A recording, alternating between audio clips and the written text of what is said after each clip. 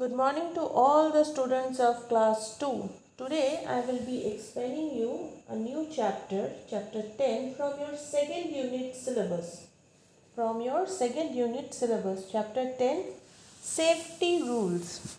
So all of you open your book, go to page number 63.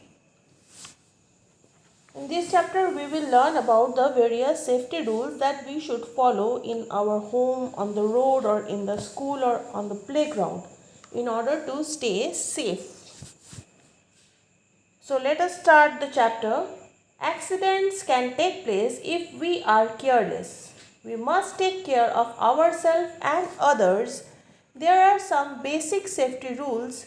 They help us to avoid accidents and injuries and help us to be safe. We must always follow them. So, in order to keep ourselves and the people or animals surrounding us safe, we should follow the basic safety rules in our day-to-day activities in our daily life in order to avoid such kind of accidents and injuries which can make us injure or even can kill us. So, what are those safety rules that we must follow? The first safety rule is the rules that we should follow on the road. First point is we should always walk on the footpath or pavement. Second point, we should look at the traffic lights. The red light says stop, the yellow light says wait, the green light says go. We should cross the road when the light is green. Third point is we should always cross the road at the zebra crossing. Fourth point is we should never play in the middle of the road. So these are the 4 points that we must follow when we are on the road. First, always take the footpath or the pavement in order to walk on the road. We should always stop and see the traffic light. Then we must cross the road, and while crossing the road we should use the zebra crossing, which is the black and white stripe that is from one side of the road or pavement or footpath to the other side of the road or the pavement, which helps the walking public, those who are walking, to cross the road without any hesitation. Next is we should never play in the middle of a road. No matter what, we should never play on the road. Next point, that is in the bus. We should stand in a queue at the bus stop. Queue, that is queue, not QE. Okay? The pronunciation is queue. That means in a line. Queue means in a line. We should stand in a queue at the bus stop. When we are in the bus stop, we are about to get into the bus, or those who are coming down from the bus, we should always be in a line. We should not get in or get off a moving bus. When the bus is in a moving state, it is still moving, we should neither get down from the moving bus nor should we get up on a moving bus. Third point is we should not lean out of the window of a moving bus. When the bus is in motion, it is moving, we should never put our head or our elbow or our hand, or we should never ever lean towards the window, which can cause us injury. Next, fourth point is we should sit quietly in the bus. When the bus is in a motion, it is always in a moving state, so people or students or children in the bus can injure themselves if they are walking around or jumping on the bus when it is in a motion. So we should not do that. We should sit quietly when the bus is in motion. Okay, now go to the next page, page 64. The next point is about in the safety rules that we should follow in the school. The first point is that do not jump or stand on the benches and chairs. Now when we are in the school, we must follow all these safety rules in order to be safe and to keep our friends safe. First point is that we do not jump or stand on the benches and chairs. Next point is do not keep your bag and bottle on the floor. It blocks the ways for others. When you are sitting on the bench, keep your bottle and your bag on the side of your bench or on the inner side of your bench, not the outer side of your bench. If you are keeping your bag and bottle on the outer side of your bench, so it is taking away the path from which or on which other children will pass by, and it can cause accident by tripping over it. Okay, students can trip over it and fall down and cause some injury. Next point is do not run in the corridors or on the stairs. We should not run on the corridors and neither on the stairs. Do not go to the terrace alone. In the school, we should never go to the terrace alone without the permission of the teacher. Without any teacher, we should not go alone or not even with our friends.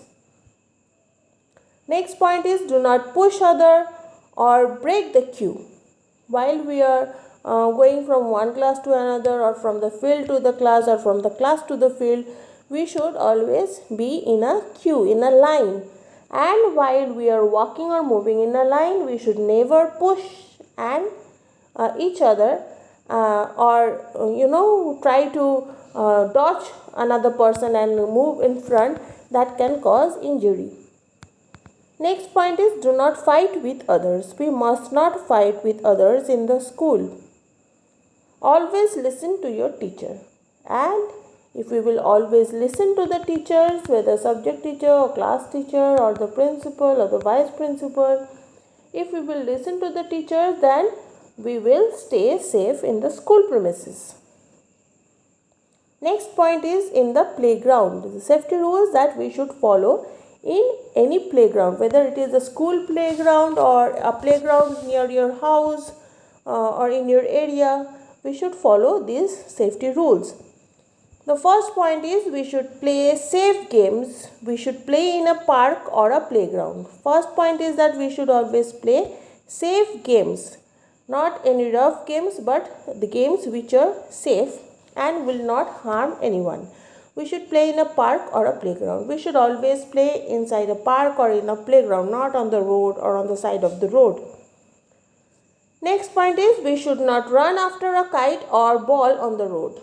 Sometimes which we see some of the boys does this, that they run after a kite in order to catch it, but that is very risky. It can cause accident while you are concentrating on the kite. Any kind of bike or bicycle or rickshaw or any other vehicle can hit you when you are not concentrating on the road and concentrating on the kite. Same goes with the ball. If you are on the road, do not play with the ball on the road. It can cause accident. Next point is we should wait for our turn to come. For example, if anyone is swinging on a swing, you should wait for your turn one by one. Each and everyone will get a chance to swing, but one after another. You should wait for your turn and then you should enjoy the swing. Otherwise, if you will push and try to pull each other and try to get the swing before someone else, then you will injure yourself as well as the other person who is already on the swing. Next point is we should not quarrel while playing the games. Next point is that we should never quarrel with each other while playing any kind of game. Alright, so another place where we should follow the safety rules in order to keep ourselves safe is at home. We should not touch electric wires, plugs, heaters and fans. The first and foremost thing, very important, that each and every one of you must follow is that you should never touch any kind of electrical wires, plugs, heaters and fans with your hand. Next point is we should not wear nylon clothes in the kitchen. When we are in the kitchen or our parents, whether it is a mother or any other person or any elder sister or anyone, when they are in the kitchen or even when you people are in the kitchen, you should never wear a nylon cloth. We should never play with fire on or sharp object. We should never ever play with any kind of a sharp object, whether it is a knife or a blade or any other sharp object. We should never play with them, because while playing with the sharp object we can injure ourselves. Neither should we play with fire like matchsticks or lighter or this kind candles. If we are playing with this kind of things which can catch fire, if we can cause any kind of accidents or injuries to ourselves.